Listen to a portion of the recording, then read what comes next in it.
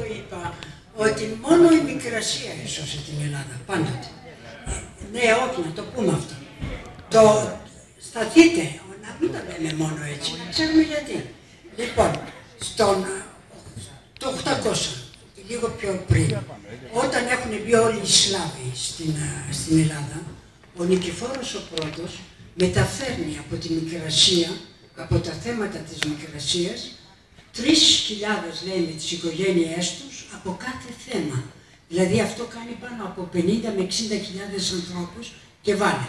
Και τους φέρνει στην Ελλάδα για να σώσει την Ελλάδα από τον εξσλαβισμό.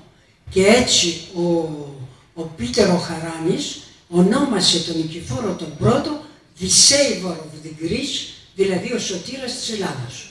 Αυτό στις αρχές του 9ου αιώνα. Μετά, ό,τι και αν γινόταν, ήταν τα στρατεύματα πάντοτε της Μικρασίας που βγαίνανε και σώζανε τον κόσμο και σώζανε την Ελλάδα. Γιατί η Μικρασία ήταν η ανθρωπομάνα που έδινε και τον πλούτο, έδινε και τους ανθρώπους.